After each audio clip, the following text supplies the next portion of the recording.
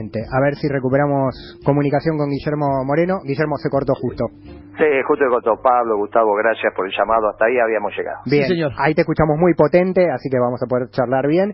Bueno, estábamos metiéndonos en esta nota que publicaste sobre la exclusión o la inclusión, el nuevo antagonismo, los nacionalismos, pero te queríamos preguntar primero si escuchaste recién al gobernador y al presidente que dieron una conferencia de prensa en Volkswagen anunciando que la normalidad es parte del pasado, por lo menos por mucho tiempo.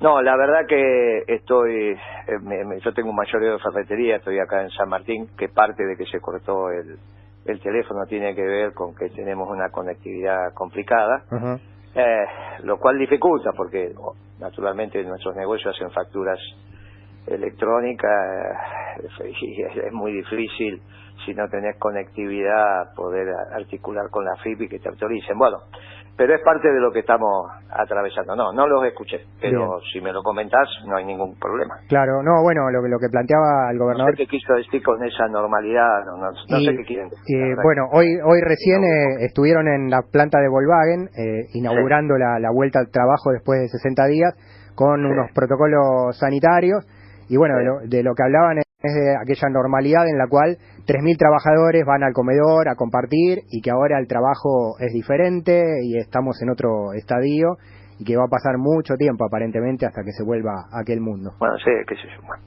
son ideas muy particulares. La verdad que mira, todo esto se va a terminar evaluando definitivamente en las elecciones del año entrante. Pero bueno, ellos son los dos legales y legítimos para tomar las decisiones que les parezca que tienen que tomar, y como decía el general Perón, dentro de la ley todo, fuera de la ley nada, bueno, nos toca a nosotros cumplir las decisiones que ellos toman. Yo desearía que esto sea mucho más rápido, ¿no? Volver a la normalidad, esperemos que aparezca la vacuna, si no aparezca la vacuna, que aparezcan los mecanismos para que razonablemente el te ganarás con el pan, con el sudor de tu frente, vuelva a circular, si no, va a ser muy difícil, porque la economía no es la plata. Yo los veo que tienen la visión de que imprimir plata es hacer economía, y la verdad que es una visión casi infantil de la economía, para no darte otro adjetivo, ¿no? No sé, es notable esto. Cuando ustedes son jóvenes, yo ya, mis hijos quizás hasta son mayores, que cuando los chicos son chicos piensan que la economía es la plata. Ahora después, cuando salen de la adolescencia se empiezan a dar cuenta que la economía es el trabajo, ¿está bien? Y la generación de bienes y servicios, ¿no? Cada uno desde su aptitud, desde los dones que recibió, desde lo que la vida le ofreció, pero la economía es el trabajo. Claro. No es la plata. Así que bueno, no sé. Guillermo, esperemos que podamos salir rápido de esta situación que hemos entrado involuntariamente, ¿no? En esta pandemia. Gustavo te saluda. Guillermo, ¿cómo estás? ¿Qué tal, Gustavo? ¿Cómo estás? Un poco te iba a preguntar, antes que vos dijeras esto, ¿qué pensás que vos hubieses hecho si te tocase estar dentro de una estructura de gobierno, a diferencia de lo que está haciendo hasta hoy, en términos generales, ¿no? Por supuesto. Sí, claro. Bueno, lo primero vinculado a la pandemia es que de ninguna manera hubiese generado miedo al interior de la sociedad, porque lo que tenés que hacer es comunidad, y la comunidad no se genera con el miedo.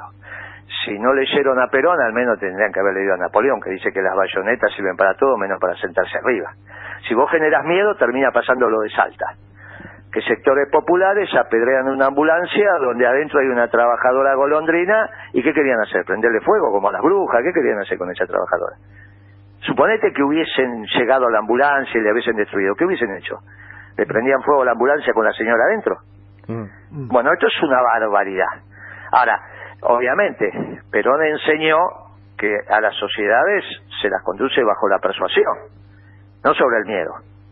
No que una familia es enemiga de otra familia, no que un médico llega a su casa y es recibido con carteles que dicen andate de acá, o que un policía se tiene que cambiar y sacar el uniforme porque si no cuando llega al barrio le dicen vos sí, digamos, lo primero, incluso para derrotar la pandemia, es generar comunidad, generar amor, generar vínculos entre las familias. Y una familia debe amar a otra familia, no odiar a otra familia. Bien.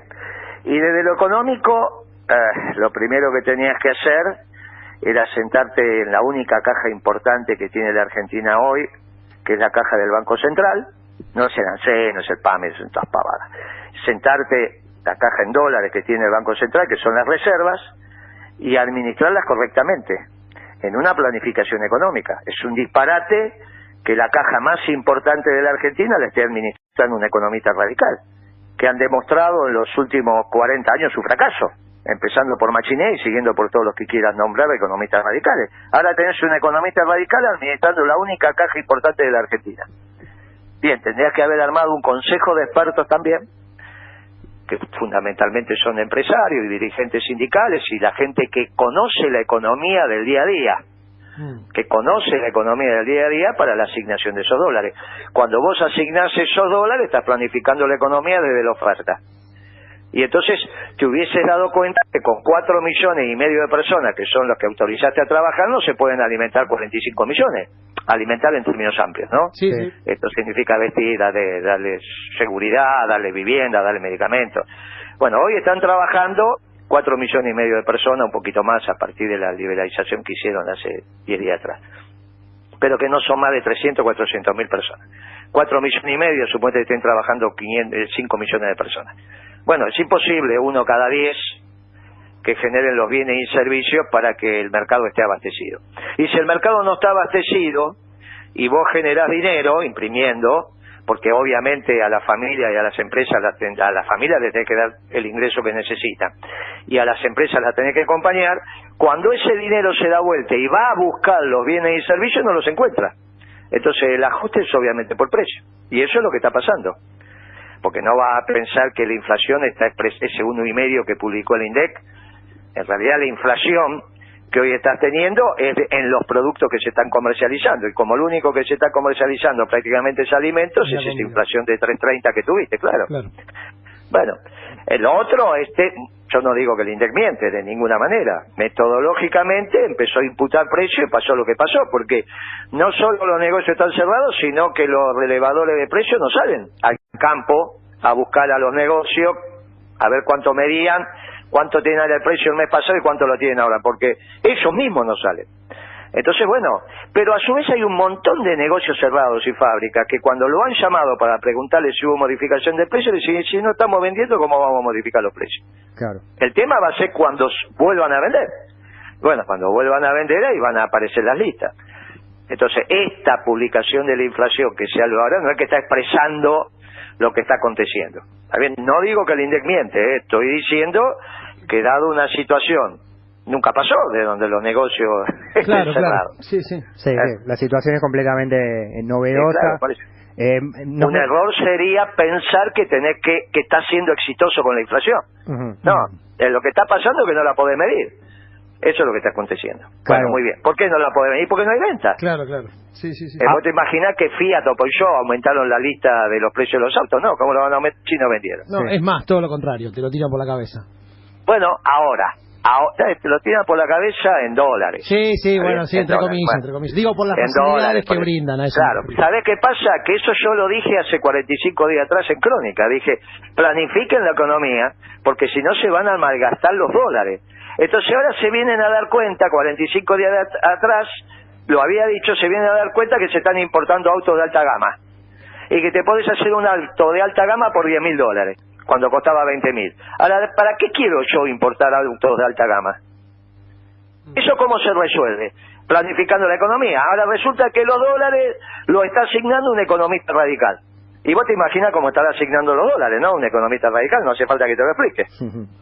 Bueno. Bien. Guillermo Moreno con nosotros en La Patria de las Moscas. Guillermo... por si no se dieron cuenta. Por si no se dieron cuenta, Guillermo Moreno bien contundente como siempre. Pasemos a este título que es interesante, llamativo, da mucho para discurrir. Bueno, queda otra parte de esta nota que publicaste en Bade Negocios próximamente, seguro, porque continúa. Nacionalismos de exclusión o de inclusión. El final de la globalización. La pandemia del COVID-19 marca para vos el final de la globalización. No, yo lo que digo es que el COVID-19 catalizó el proceso. Obviamente que los procesos históricos no tienen una fecha determinada, pero uno dice, bueno, ¿Cuándo terminó la Guerra Fría? Con la caída del muro de Berlín. Nadie va a pensar que ese día terminó la Guerra Fría. Pero bueno, es más cómodo estudiar los procesos cuando vos le pones fecha. Sí, ¿Está bien? Un mojón. Entonces, para mí, bueno, ese mojón para mí es la llegada de Trump al gobierno. Claro. Porque cuando llega Trump, lo primero que hace es sacar a Estados Unidos del Acuerdo de Transpacífico. Todo lo que habían hecho el Clinton, Obama y compañía para que aquellos países que son que el Pacífico baña sus costas estuvieran en un acuerdo de libre comercio. Estados Unidos pretendía que fueran 11 países en principio, China quería que fueran todos, bueno, no importa, eran detalles.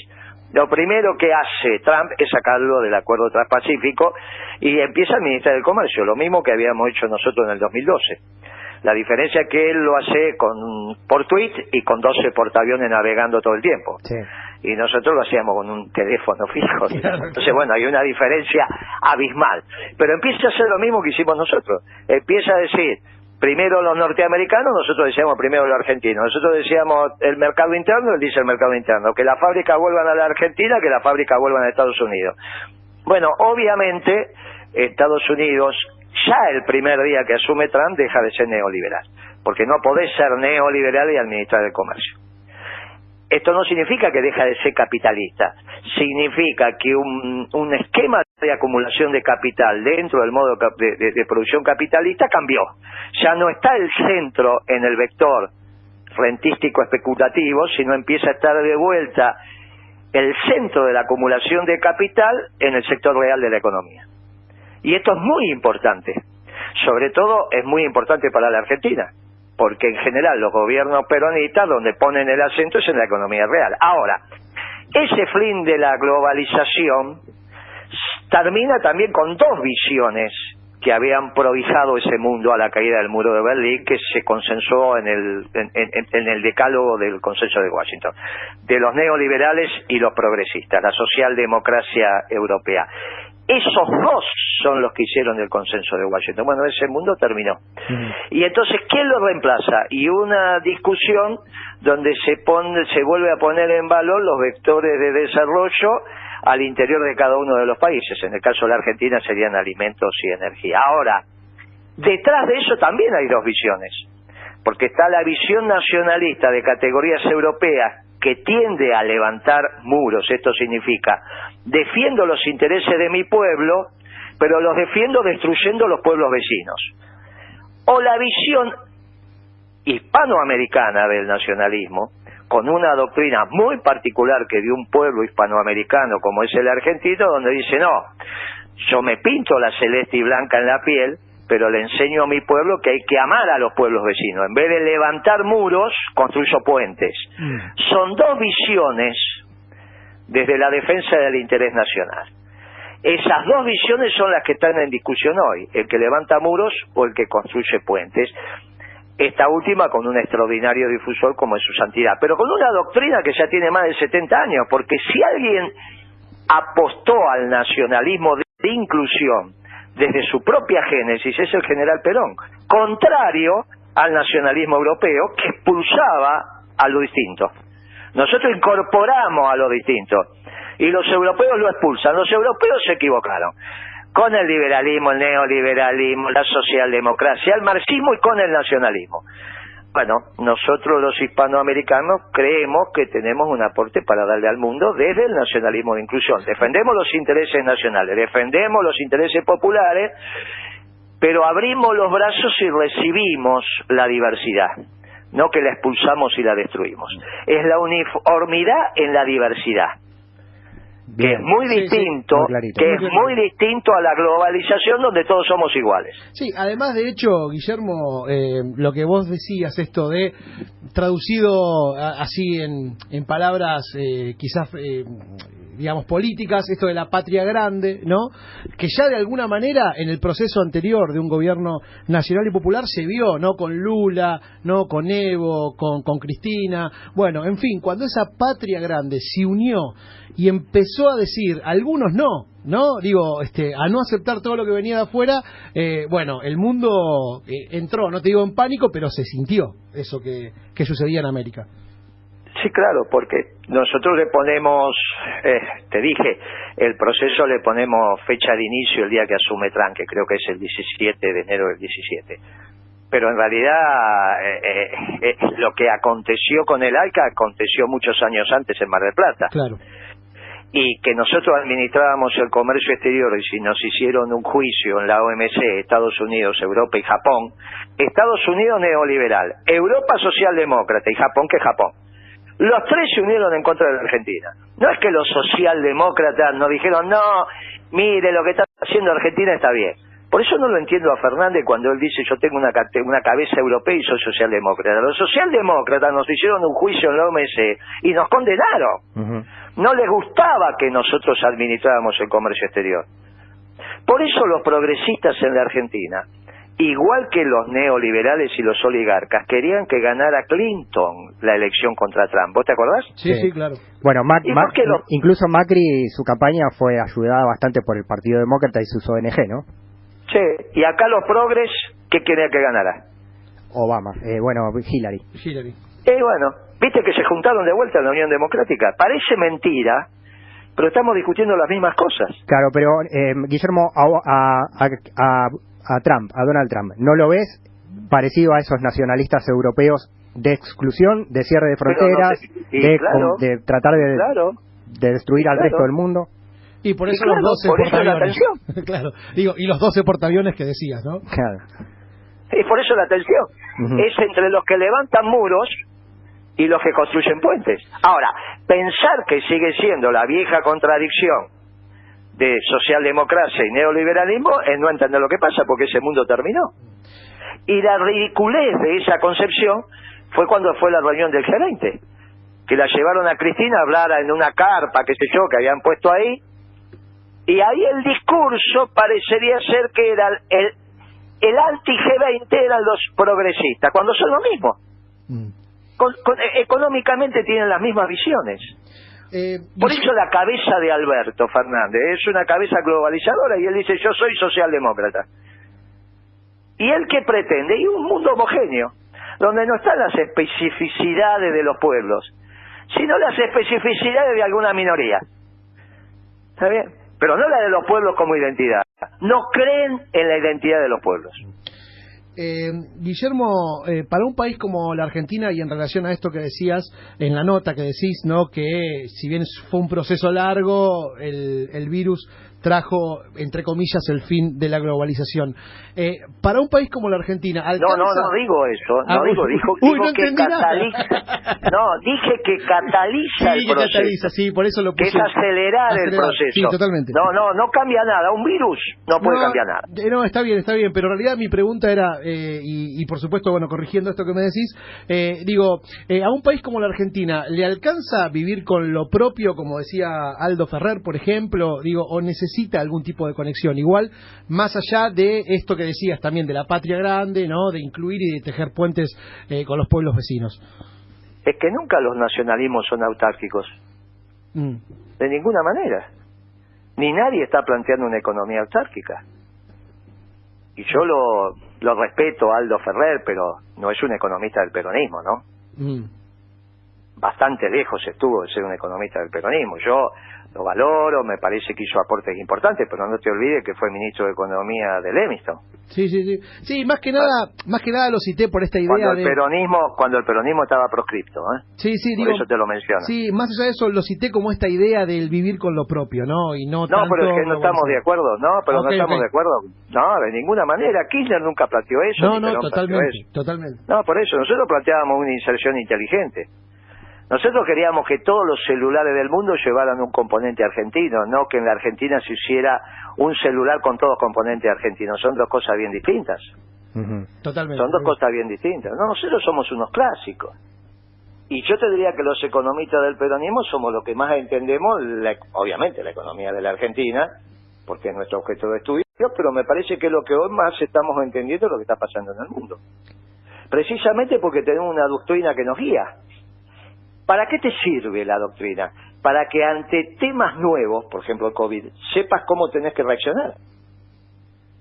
Por ejemplo, la doctrina te diría, mire señor, lo que hablamos al principio, no meta miedo en la sociedad, porque no se conduce desde el miedo. Y claro. si se conduce desde el miedo, aténgase a las consecuencias. Terminamos en Salta. Sí, bueno, no decir que... sí, no sé, Guillermo, te compartimos algo que pasó acá en nuestro territorio. En Ciudad Evita, en el barrio de Ciudad Evita, hay unos edificios del Procrear que todavía no están adjudicados.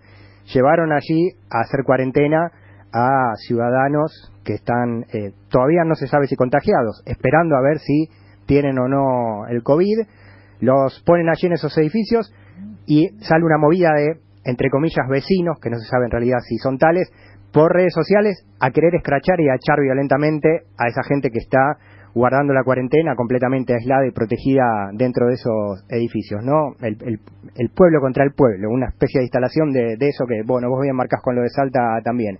Te hacemos la última y te queremos volver a llamar porque es riquísimo siempre hablar con vos. Aparte va a haber segunda parte de este informe de nacionalismos de exclusión o de inclusión que publicaste junto a otros compañeros en Va de Negocios. En cuanto, ya que hablamos de las políticas del gobierno de Alberto Fernández, se está hablando del impuesto a las grandes fortunas o del tributo único por única vez a las grandes fortunas. Se está hablando de los bancos, se está hablando de la fuga de capitales, se está empezando a investigar, a visibilizar. ¿Cómo ves eso? ¿Crees que el gobierno está tocando o está dispuesto a tocar algún interés real? No, yo creo que, la verdad, el problema no es si pagás o no pagás la deuda. El problema es quién pone la plata. Y por primera vez lo tienen que poner las 1000 familias oligarcas, y tienen que poner 7.000 millones por año. Y por muchos años, no una vez 4.000 millones como máximo. A mí me parece que eso es el dar el bizcachazo. ¿Está bien? Aparte que la técnica impositiva te dice que los impuestos son sobre el flujo, no sobre el stock. Para el stock está la expropiación, si es que lo deseas hacer. No es mi caso, pero si lo deseas hacer. Ahora, si vos lo querés hacer por emergencia, bla, bla, bla, bueno, hacelo. Pero no por eso tenés que dejar de cobrar 7.000 millones de dólares a los oligarcas, que ¿quiénes son? Los dueños de la tierra en la pampa húmeda. Vos, la producción de la pampa húmeda tiene 4 actores centrales: los peones rurales, los contratistas, los productores, que son los que organizan la producción, y los que ponen la tierra y se llevan una renta extraordinaria en carácter de alquiler. Un día, un año, un mes, no, hace cientos de... Bueno, pare ya, muchacho. Todos los años llevarse en proporción 7.000 millones de dólares, paren ya.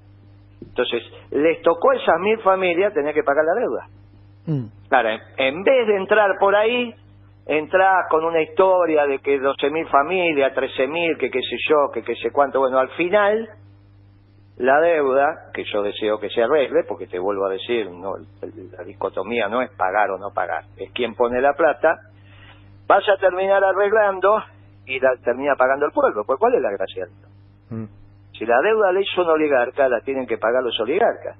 Eso te lo dice la doctrina también. Eso también te lo dice la doctrina. Con respecto al informe del Banco Central, que se está investigando, no se está investigando nada, muchachos. ¿Qué es lo que te está diciendo el informe del Banco Central? Que los que tenían pesos compraron dólares. ¿Y a qué conclusión querés llegar? Que los que tenían pesos compraron dólares. Si yo me acuerdo que una vez lo acusaron a Kirchner de haber comprado 2 millones de dólares. ¿Qué es lo que pasa? Que si vos tenés peso y compras dólares, ¿qué es lo que pasa? Claro, la cosa es los dólares que se fugaron. ¿Pero qué significa los dólares que se fugaron? Es esa estupidez, pero con todo respeto, no para vos. Sí. ¿Sabés quién la inventó? Redrado y Melconian. ¿Sabés cuándo? En el gobierno de Kirchner. Lo querían asustar a Kirchner con eso. Ese informe terminó en manos de Debido hicimos una reunión, dijimos, vino Redrado, dijo, ¡tum! ¿Viste cómo es Redrado? ¿De qué están hablando? O sea que si vos tenés peso y comprás dólares, ¿qué pasa? Pero en este caso, Guillermo, casi el 90% de la deuda que tomó el macrismo se fue en fuga, y esa es la deuda que finalmente después paga el pueblo. A eso me parece que hacía referencia a Pablo. Pero entonces, ¿qué es el tema? ¿No pagar la deuda o no, que pongan la plata para pagarla? No, que pongan la plata, claramente. Sí, y bueno, ¿y quién la tiene que poner? Los oligarcas. ¿Y por qué no haces eso? Ahora, vos me decís se fugaron. Suponete que todos esos tuvieran pesos en vez de dólares. ¿Qué cambia? O sea, lo que es ridículo es que vos hoy, si tenés 120 millones de pesos, son pesos, y si compras $1 millón en el mercado negro, es capital fugado. Eso es ridículo, es capital antes y capital después. Esa visión, esto es lo que quiero que se entienda, la inventó Melconian y Redrado, un concepto que inventó Melconian y Redrado. Cuidado cuando lo incorporan los sectores populares. Cuidado, lo inventaron Melconian y Redrado para atemorizar a Kirchner. Mira, yo te voy a contar una anécdota. La primera vez que Repsol quiso extorsionarme, en primera persona te estoy hablando, Sí. Porque teníamos dificultades, estábamos con algunos temas con Telefónica. Entonces vino el hermano mayor, que era Repsol, que era YPF, a decirme, mire Moreno, yo era secretario de Comunicación, si usted sigue así con Telefónica, el año que viene YPF, todas las ganancias que tuvimos, en vez de dejarlas afuera, las vamos a traer a la Argentina. Y le vamos a hacer pedazos el modelo económico. ¿Me entendés lo que te acabo de decir? Sí, ¿no? sí. Me extorsionó diciéndome que me traía los dólares. Claro. Y yo te digo, hasta el año 2011, nosotros crecimos muchísimo de esos años a tasa china, el pueblo creció en la década ganada, estuvimos bárbaros, y los petroleros no traían los dólares. No estaban obligados a traerlos. En ese esquema, varios años antes, es que Melconian y ya Redrado, presidente del Banco Central, inventaron el concepto de fuga de capitales, que no está en las cuentas nacionales. Si vos entras en el INDEC, eso no existe. Dice formación de activos en el exterior, que es como una familia, empresa argentina, invierte en el exterior. Bueno, porque decir, mire, ¿por qué se invierte en el exterior? Bueno, generemos las condiciones para que eso no pase. Bien. Ahora, entre las cosas que no tienen que tenés que generar para que eso no pase, tenés que tener un tipo de cambio competitivo y tenés que tener superávit fiscal. ¿Qué fue lo que tuvimos nosotros? ¿Por qué no nos preocupamos durante 10 años por los dólares? Porque teníamos una macroeconomía ordenada. Y si vos tenés una macroeconomía ordenada, eso lo resolvés. Ahora, si vos tenés ahora con Alberto Fernández un déficit fiscal que está por encima, pero muy por encima, del que tenía que Alfonsín, cuando por inútil de toda inutilidad se tuvo que ir del gobierno porque hizo un desastre en términos económicos, y bueno, ¿cómo querés que termine esto? Si hoy Ricardo Alfonsín te dice que esto es una economía radical, y yo creo que lo que hizo Ricardo Alfonsín fue iluminar, porque nos esclareció a todos. Estamos en una economía radical, perfecto. Me evita a mí, economista del peronismo, hacerme cargo de esto. Ahora, también esclarece a Alfonsín porque en general ya sabemos cómo termina la economía radical. Ya sabemos. De la dictadura para acá ya sabemos cómo termina cualquier diseño económico radical. Y encima vos tenés en el Banco Central un economista radical, manejando las reservas del Central, que es la caja más importante de la Argentina. Bueno, todo esto, todo este cóctel, te lleva a decir, mire muchacho, es hora que el presidente, humildemente se lo digo, tiene respeto a las decisiones que él toma, es legal y legítimo, pero humildemente le digo, mire, cambie la cabeza, hágase peronista, entienda la doctrina, tome decisiones económicas del peronismo y le va a ir bien, como hizo Kirchner. Ahora, si usted dice, hago lo que hace Kirchner, pero en realidad tengo una cabeza socialdemócrata, yo le dije, mire, Kirchner nunca fue socialdemócrata. Tenía una cabeza bien peronista y tomó decisiones peronistas. Y todo ese equipo, ni tengamos duda. Y lo digo desde el principio de autoridad que me da el haber pertenecido, ¿no? Bien, nos quedamos con ese área económico. Nos quedamos con ese último título. Con ese título, Guille, que tiraste. Bueno, ojalá te podamos llamar de vuelta y todas las veces que quieras. Bien, chicos, bien, y parar la pelota y dedicarle este tiempo también a pensar y a escuchar tu opinión y todas las opiniones. Siempre es interesante. Te agradecemos mucho este extenso rato que nos diste al final en la charla, muy rico. Yo se los agradezco a ustedes y fundamentalmente, igual que las notas, es para que construyamos el conocimiento verdadero, que siempre el conocimiento verdadero, a diferencia de lo que dicen los progresistas y los neoliberales, es un conocimiento colectivo. La construcción del conocimiento desde la visión del peronismo, si no es colectivo, no es. Lo otro es iluminación. No es. Y esto que estamos haciendo nosotros es la construcción de conocimiento colectivo. Como decía Kirchner, cada uno con su media verdad. Entre todos juntamos la verdad. Y por eso pudimos hacer las mejores políticas y por eso fue la década ganada. Pero para que vuelva a ser, tiene que ser desde una cabeza peronista, no de una cabeza socialdemócrata. Yo le pido al presidente que reflexione sobre eso, se incorpore la lectura de la doctrina y desde ahí va a tomar las mejores decisiones. Ahí está. Guillermo, gracias de vuelta. Chao, gracias. Guillermo Moreno, en la patria de las moscas. Bueno, un rato largo nos tomamos con él, muy interesante, con muchas visiones, con mucha precisión, con cosas con las que, bueno, yo coincido, otras con las que no, pero es muy interesante escuchar todo el entramado de pensamiento y también historizando la nota que publicó. Si les interesó esta charla, vayan a leerla. Se van a indignar con algunas cosas, van a compartir otras. Hay que abrir la cabeza y leer desde ese lugar de incorporar conocimientos y razonamientos. Nacionalismos de inclusión o exclusión, el verdadero antagonismo, es la nota que publicó Guillermo Moreno en BAE Negocios. Bueno, la explicó, la extendió y habló también de la actualidad acá en la patria de las moscas.